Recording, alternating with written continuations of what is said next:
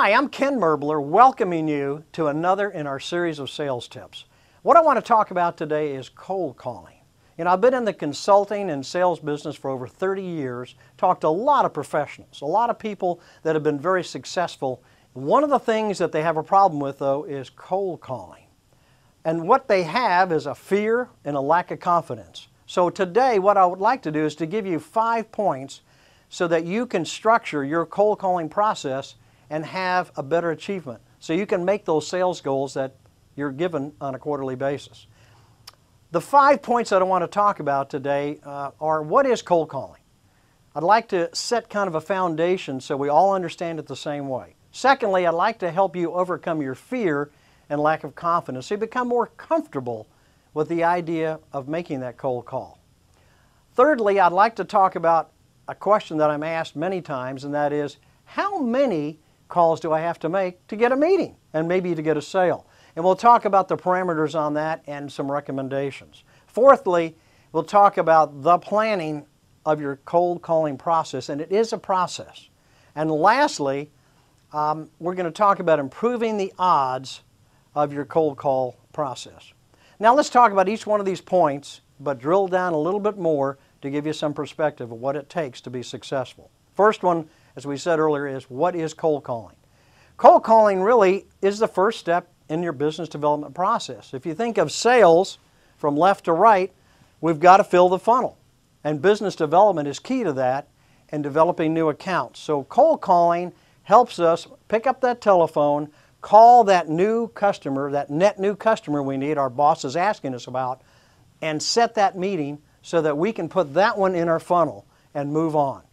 So that's the first step, cold calling, first step in business development. Second is overcoming your fear and lack of confidence. And I think everything I've read and the professionals I've talked to, this is the #1 challenge for them. So when I think about this, I used to think in school when I took a test in university, in high school, God, I'm scared to take that algebra test. Why was I scared to take that algebra test? I wasn't prepared. I didn't practice. I didn't do enough equations, so I wasn't ready. Same thing in cold calling. One of the fears is that we're not prepared and we really haven't done our homework in order to be successful. So that's the first thing we need to start doing, is a little bit of practice and preparation. We need to develop that script that you and I can rely on in talking to that potential new customer, so that I feel 100% committed to what I'm telling him or her, and I can get that meeting. And lastly, we need to really overcome this idea of rejection. A lot of people, when they're on the telephone and the customer says, "No, I'm not interested," take it as personal rejection. It's not personal. It's business. They're just not ready, timing, etc. Put them down and call them again, but don't take it personal. So that's 2 of the points, of the 5 points. Next is, how many cold calls do I need to make? Good question.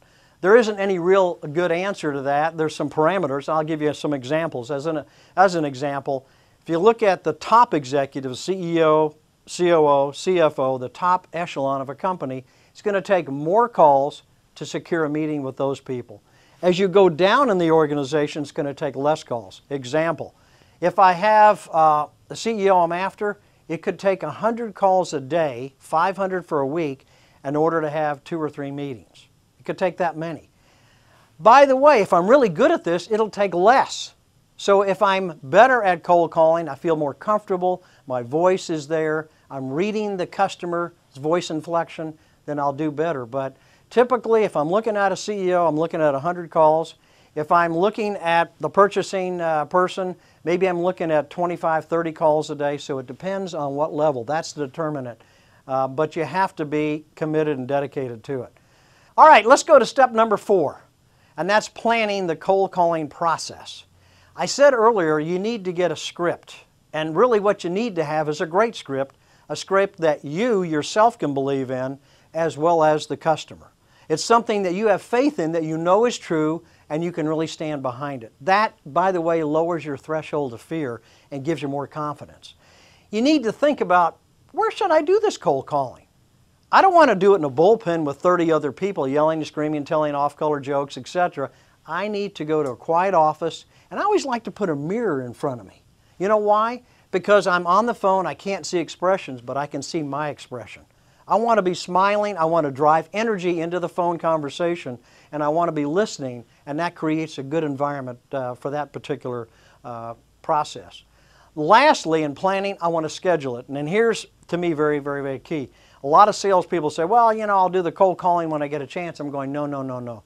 You do the sales calling on a scheduled basis. Every morning from 9:30 to 11:30 or 2 to 4, whatever your time, you are scheduled to make cold calls, and that's important or it'll never get done because you do fear it. So that's the fourth point. Fifth one is improving the odds of being successful in cold calling so you can, in fact, achieve your goals. There are 4 P's to this. The first one is planning. By that, again, I'm talking about what facilities do I need to have, the office, etc.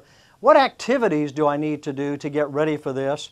Do I need a database, a contact database that I can call? All that has to be brought together so that you can execute. So planning is the first P. The second one is preparation.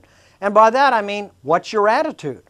For instance, a lot of times before I get on the phone, I get down and do some push-ups, I lift some weights, I have another cup of coffee, and I begin to project when I'm on the phone some power, some enthusiasm, some energy, and that's preparation, getting ready for that call, physically.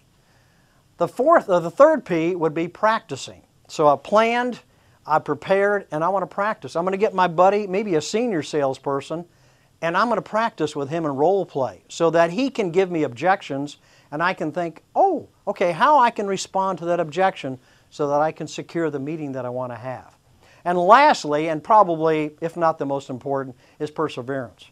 And that means I'm not a quitter. It means I keep going, I make another call, I get some rejection, take a break, have a cigarette, hopefully not, maybe a drink of water, a Coke, and I get back at it. You know, I was watching the U.S. Open the other day, and 2/3 of the people out there hadn't won a tournament all year.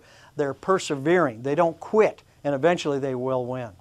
So in today's sales tip, we've talked about cold calling. We've talked about the idea of what it is, first step in business development. We talked about overcoming your fears and lack of confidence.